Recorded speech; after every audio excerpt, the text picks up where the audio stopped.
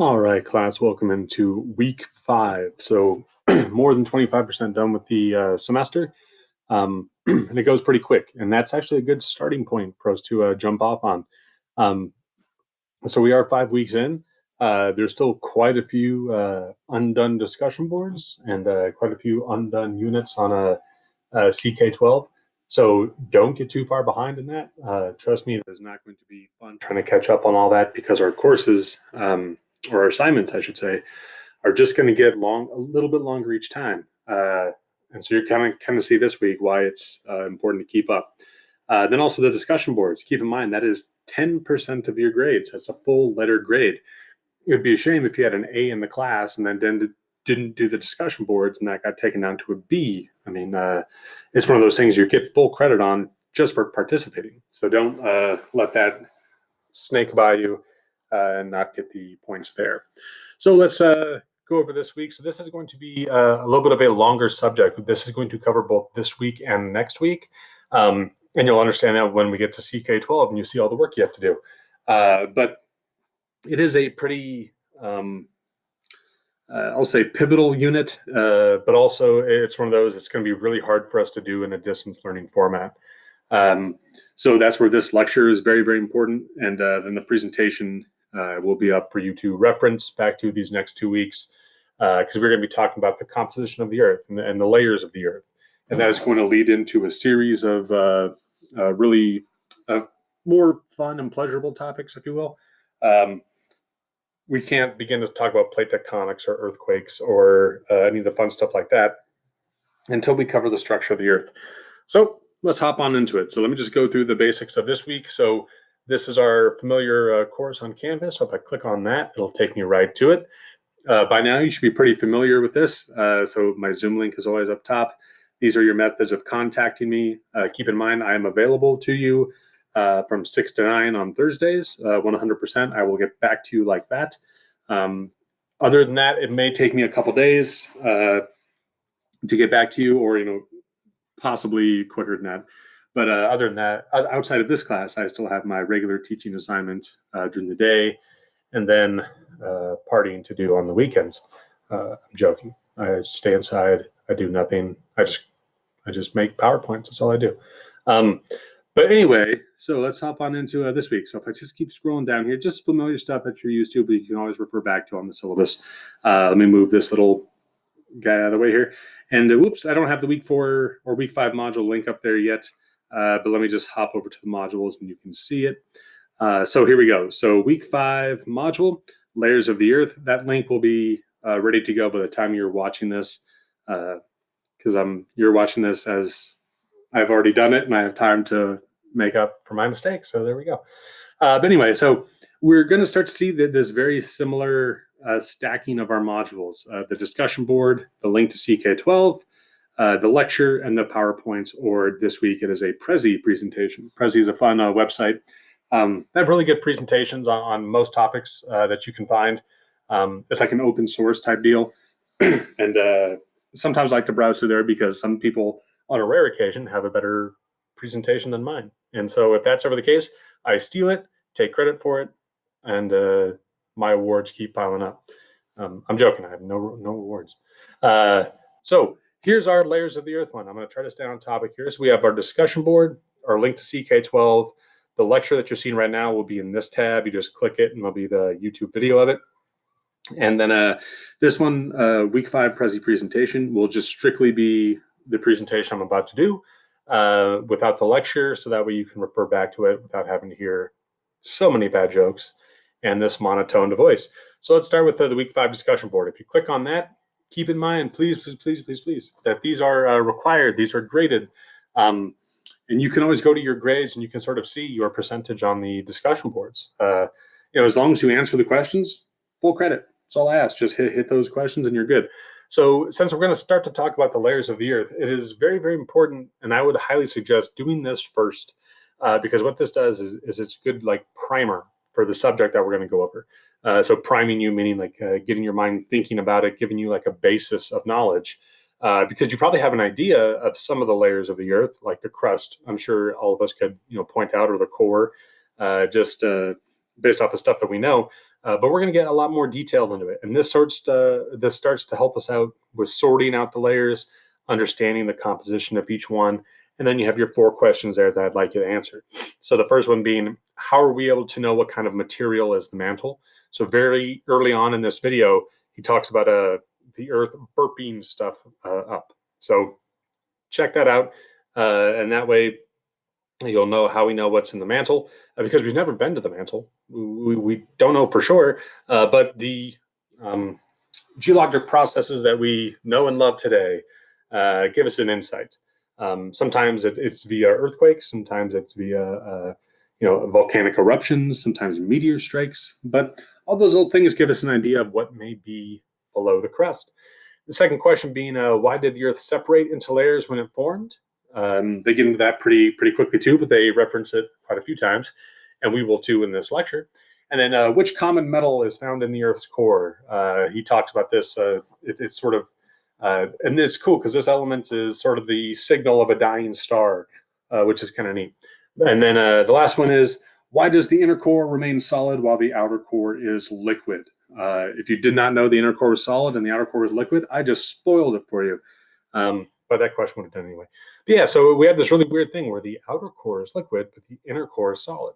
They talk about that in the video, and you just have to answer those, and you get your full points. Not too shabby. So if we hop back to the Module 5, here is just our link to ck12.org. It just click that, and it follows it out. And so you're going to follow that and see our new assignment. So let me hop in there. So I understand, like we're taking our time. We're just dipping our toes into the waters of earth science here. But one of the things I have to emphasize to everybody. So like one of our first week's work, being the phases of the moon. So around 57% of the class has done it. Which is good, close to 2/3. Some people may have already dropped out of the class, and that may be the reason. But last week's work, the Earth's place in the universe, which was super short. It was like 2 or 3 sections. Only 7 people have done it. Hop on it, slackers. No, I'm not saying you're a slacker. You probably had stuff come up. I totally get it. But don't get too far behind on it, because if we get into this class now, and if I go to assignments, here we go. So we had our phases of the moon. We had our Earth's place in the universe. Let me click on that, just see how many sections you had. Oh my goodness, you only have 3 sections in a quiz. Get on that right now. Pause this, finish it up, and then come back. I'll wait. Oops, I went too far back. Let me go back to the assignments. So the one you have waiting for you now is Earth's interior. And so, it's been assigned today. It's ready to go. It is due on the 25th, if you will. That's just so it'll populate my grade book. You have to the end of the semester to finish it. But you don't want to wait on this one, because check it out. Click on that one. Whoa, what a whopper. 8 sections there. My goodness. Cancel your plans. No Valentine's Day, no St. Patrick's Day, no spring break. You're going to be doing this until June. I'm joking. It's a lot of sections, but like I said, this is a 2-week unit. So you have this week and you have next week. So at least get through the first 4 sections, this week. If not, crush the whole thing. Keep in mind with each of these, I really want to stress this. So you're going to click on this, and it's going to give you all these little sections here. You will have articles that will enhance your understanding. Everything that I talk about in the presentation is applicable to what you're going to find on CK12, but they'll go into much more detail. Like, I can't get into super great detail, because otherwise these presentations would be like 2 hours long. And I don't even know if people are watching the ones that are half an hour long, let alone 2 hours long. But anyway, so there's going to be articles you can read, which will enhance your knowledge. There's videos, there's real world applications of this stuff. And then once you have, listened to the lecture, once you have read the articles and practice some of the things, go to the adaptive practice, which is required. These are required. You'll click on that, and it'll start to ask you questions, and you'll go through. You just got to get 10 of them correct, and then you're good. That's that. And the reason I'm stressing that, I wanted to stress adaptive practice so much this week that I didn't give you a quiz. You're not being quizzed on this unit at all. The only grade you're going to get for this unit is going to be from the adaptive practices that you have to do. So keep that in mind. These 8 sections here, so Earth's interior, Earth's layers, the outer, the inner, the crust, the mantle, the core, and then two fancy sounding ones, the lithosphere and the asthenosphere, which we will get into in this presentation.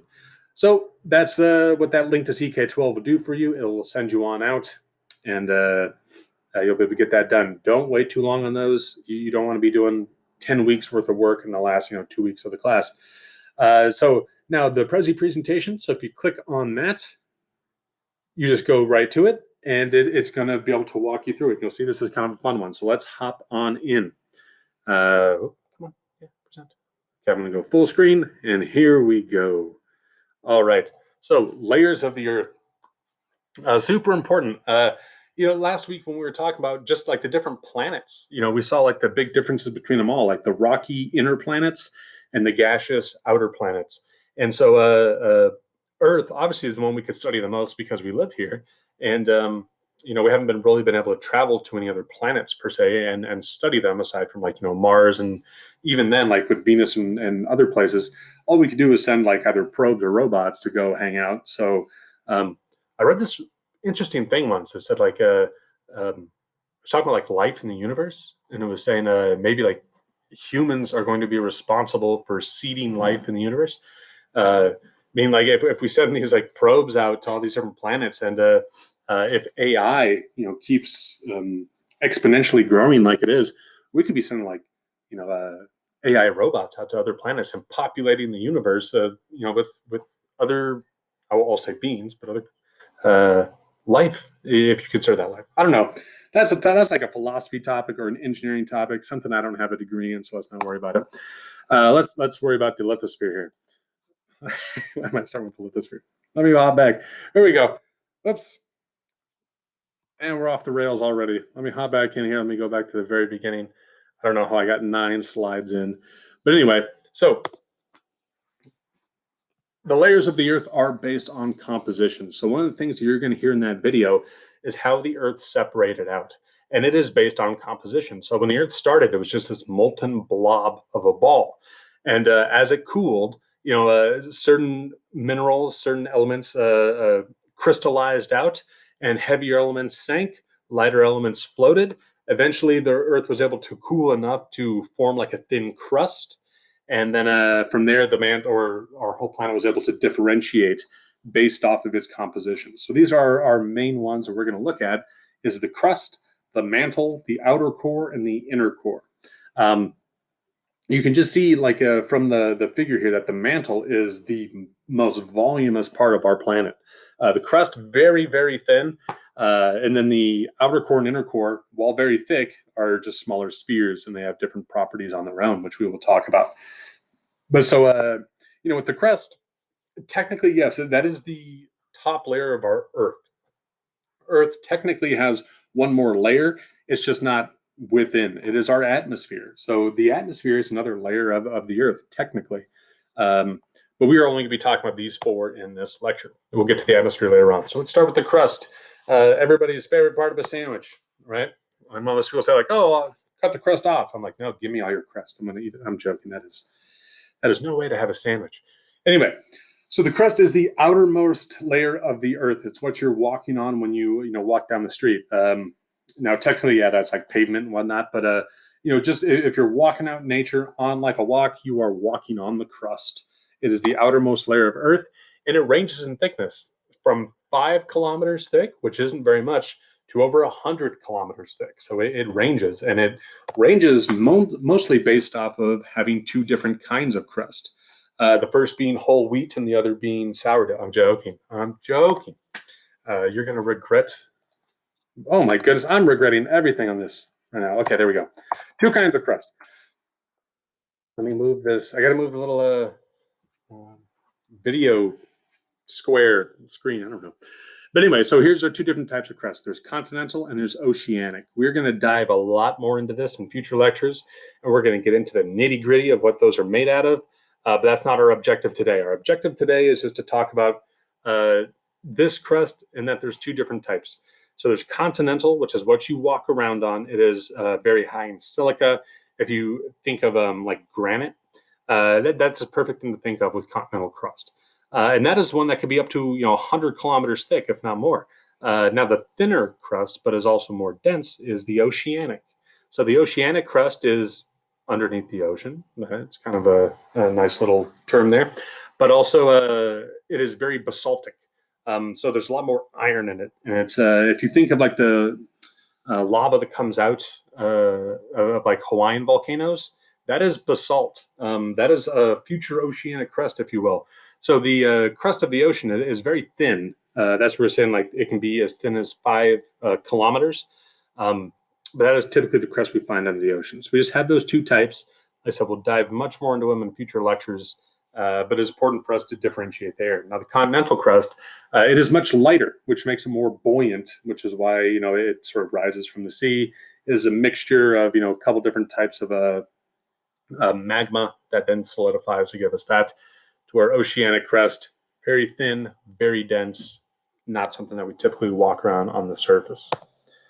Why does it keep doing that with my little video thing? No. All right, you're gonna have to deal with this for a little bit. Sorry, because I am not stopping and going back over. Okay, so the three main elements of the Earth's crust are oxygen, and you may think that's very weird, but oxygen is tied up with so many different minerals and compounds. We think of it as just a gas, but it can be combined up with other elements as well. Silicon is very prevalent in the Earth's crust, and then also aluminum. And not just, we're all familiar with like aluminum foil, but like aluminum can sort of pair up with some of these oxygen. You can create like aluminum oxides. Same with the silicons. You can get like silicon oxide. And so they combine in certain ways, but these are the three elements that make up the majority of what we see in regards to the crust. And so now that we've sort of taken care of the crust, if you will, let's get to the meat of the sandwich. Not too bad of a joke on that one. Pretty proud of it. So the mantle. I'm so stoked about that joke. That's awesome. So it's the layer of Earth between the crust and the core. So that's what I'm calling it, like the meat of the sandwich. It's the area in between. So the mantle, it is the most voluminous part of our planet, but we have never been to it. We can't drill that far down. If you watch the video, you saw like we haven't been even that much or that deep into the crust, let alone the mantle. But we are able to sort of understand what's inside of it and it's composed of, based off of stuff like what happens during earthquakes and volcanic eruptions. So, like, if you've watched this far into the video, God bless you. I'm just going to answer that first question for you on the discussion board. When volcanic eruptions occur, that's mantle material coming up. That magma is mantle material. So, being able to study it in that way gives us insight into the processes going on within the mantle, its composition, and just general insights of what might be down there. So it is 2,900 kilometers thick. So it is the thickest portion of our planet. If there was a pie chart of the layers of the Earth separated, the mantle would be the giant piece. It'd be the piece that you want. But anyway, so it has what are called convection currents. And so the material in the mantle is just sort of like sludgy. It's like a big puttyish blob. And then certain areas can get even like hotter to where there's like movement around via magma and whatnot. And so we will have a whole lecture based off of convection currents when we talk about plate tectonics. And so we can just watch this brief little demonstration here. Oh, cool. We've got a soundtrack too. But if you look at this, okay. They're going to talk.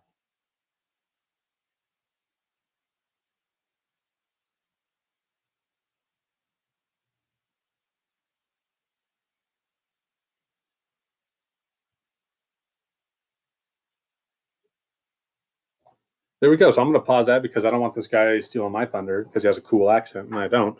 But so there are areas where the material gets really, really hot and rises up due to what's called the density differences. We will talk about density a lot more with that convection currents lecture. But essentially, all that's happening here is that material is heating up. And whenever anything gets hot, it becomes less dense. So if it's less dense, it's going to rise up. It's like hot air in like a 2-story house. Like that hot air rises to the top. And so it rises up and sort of pushes out against the crust there. And it separates us. This is more into plate tectonics, but it sort of separates the plates. And then as it moves to the outer margins here, you can kind of see where it's like not as yellow, but more like red. It gets cold, cold, respectively, as opposed to everything around it.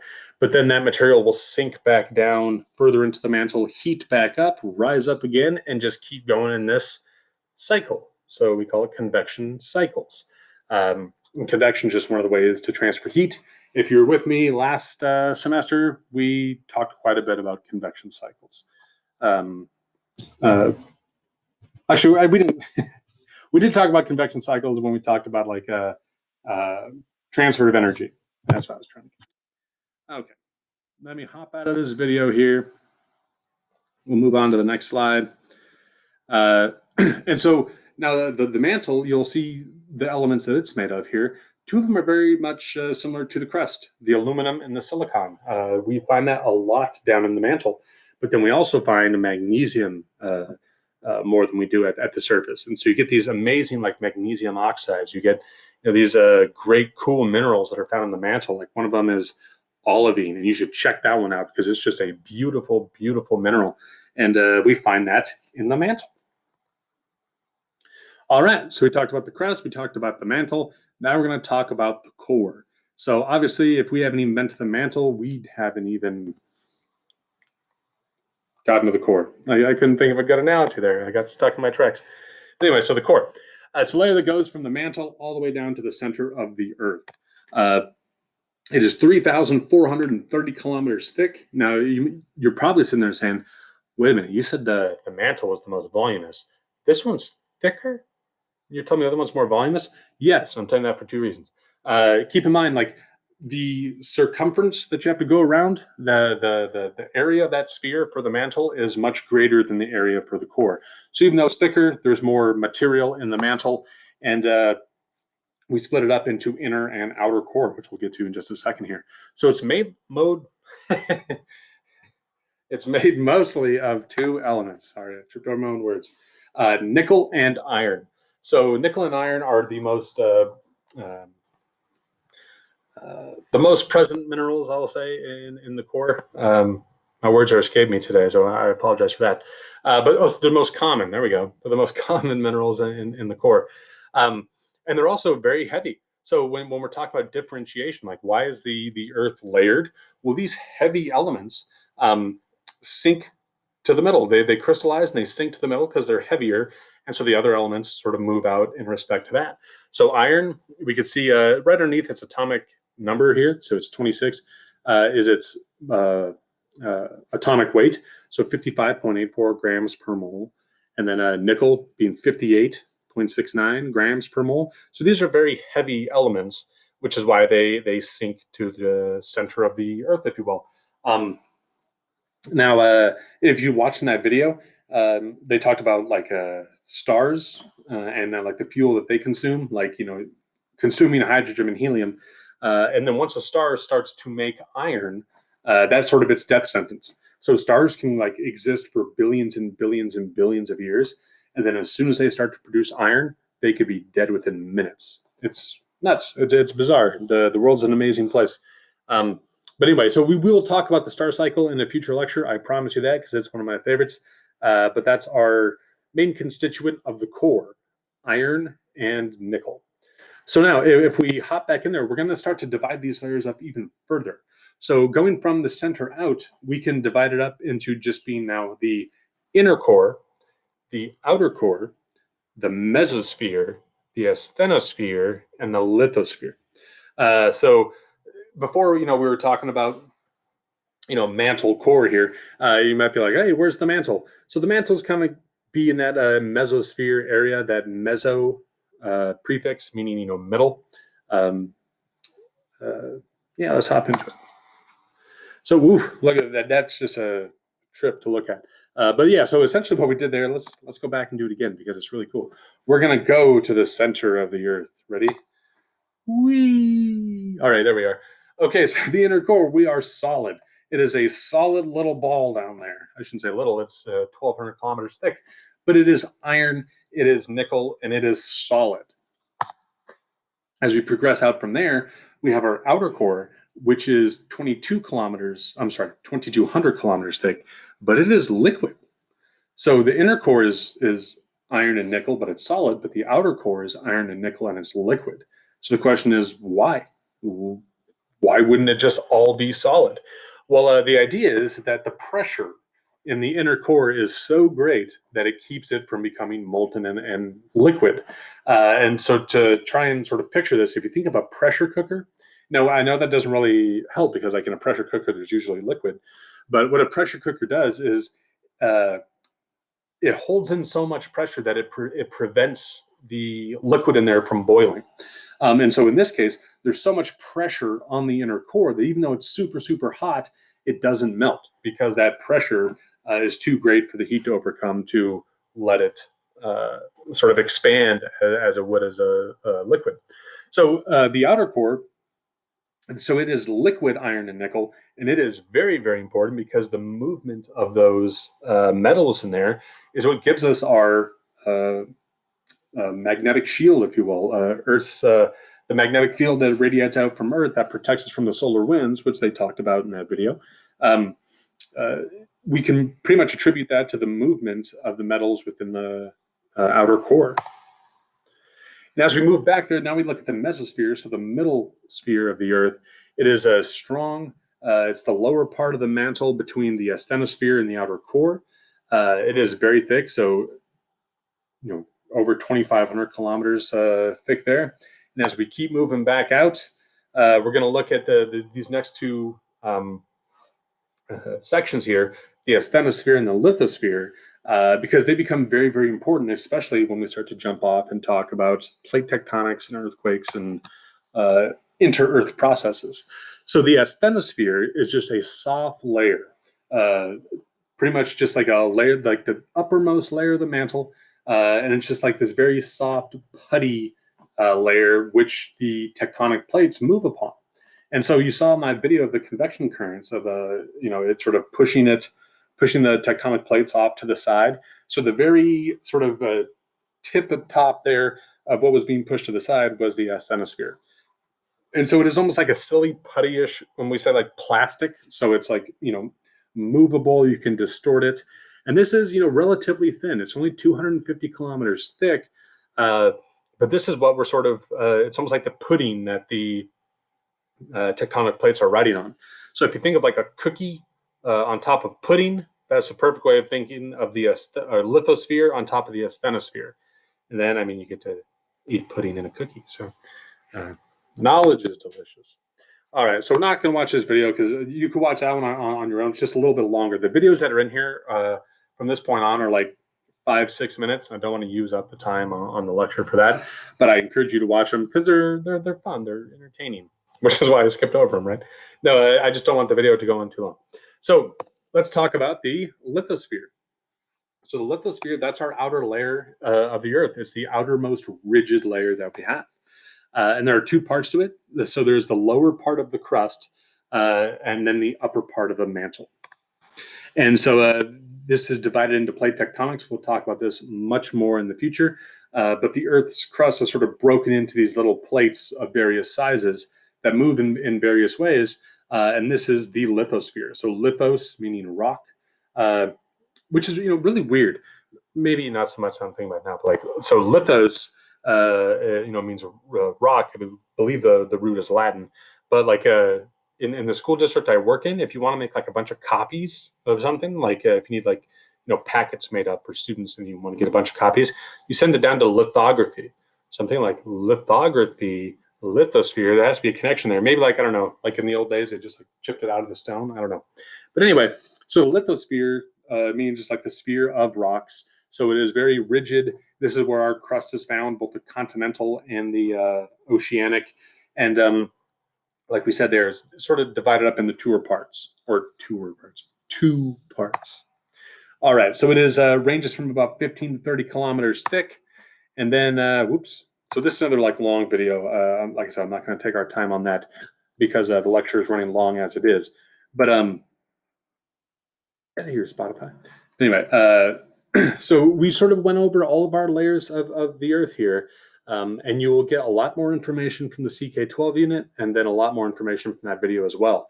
But essentially, the things that we need to keep in mind that as we ascend from the core to the surface, we start with this solid inner core that is so pressurized that even the great amounts of heat down there do not turn it liquid. And then we have this liquid outer core that is the molten version of the inner core. So still that nickel and iron, the movement of which gives Earth its magnetic field. And then also, something that you may have been wondering is like, well, how do we know that that's at the center of the Earth? And we will get to that a lot more when we talk about earthquakes, because essentially what it is, and this was once again shown in the video, was seismic waves. When seismic waves pass through the Earth, there's what's called like a shadow zone.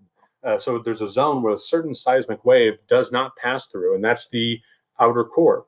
And the reason for that, we'll talk about it just briefly right now, is there's two types of seismic waves. So there's P waves, which are like the primary initial waves, and those are more pressure type waves, to where there's compaction and expansion. Compaction, expansion. Think of like a slinky or an accordion. And then the other type of wave is called an S wave, and sometimes it's called the secondary wave, or it's also called a shear wave. So like with a shear wave, if you think of like shearing something, just sort of like separating it. Well, when they saw the, I'll say the seismograms, and they saw that there was like this shadow zone, it took scientists a little while, but they sort of figured out, okay, well, if there's like this pressure wave that's first, and then there's this shearing wave that's second, well, with a liquid, you can compress a liquid. Like if I had like water, if it was like in a tub, I could put my hand at each side and I could bring it together and I could, compact it. So I could pressure liquid. But in terms of shearing it, you can't. If you just had liquid in there and you want to like shear it, almost like, if you think of that motion of shearing, you can't do that with the individual layers of any liquid. It's just not a property of it. If you're with me last semester and we talked about, solids, liquids, and gases, liquids have a definite volume but an indefinite shape. And so that's why it's very hard to shear them. There's no definite shape there. To whereas with compression, that's just pretty much anything can be compressed. Gases can be compressed. If you think of like oxygen tanks, like that's just pressurized oxygen. And so we can do that with liquids, but we cannot shear them. And that's what led to the knowledge of a solid inner core, but a liquid outer core. Much more detail than I wanted to go. Oops. But it's jumping all around here. But good for us to talk about anyway. So then after we pass out of that core area, we move into the mantle and the mesosphere. And so that is, the thickest part of our planet. It has the magnesium, the oxygen, the aluminum. A lot of, beautiful minerals come from down there. It's very dense. It's very hot. We haven't been to it, but it is very important for geologic processes. And then as we go up from there, then we hit like the crust area that we can sort of divide up furthermore. So just at that boundary area, we have the asthenosphere, which is a very putty-like, very plasticky, is kind of the pudding on which the crust rides. And then our lithosphere, which is our outermost part of the mantle, lowermost portion of the crust. That's what you're walking around on. And so that sort of wraps up our layers of the Earth. Make sure you're doing the CK12 work. Make sure you're doing the discussion boards. This will be up in the module on Canvas. So you can just go through this lecture again, or you can just go through the Prezi presentation again, and you can watch all the videos to really gain a deeper knowledge. Let me hop out of this. And so you can see that's waiting for you in the presentation. And then by the time we get to tonight's class, you could click on this and it'll say week 5 lecture. And then right in here will be a video of my big goofy head saying a lot of words and bad jokes. Other than that, I'm just sort of delaying your time here, aren't I? So I hope you have a great week. Email me with any questions, and I will talk to you later on.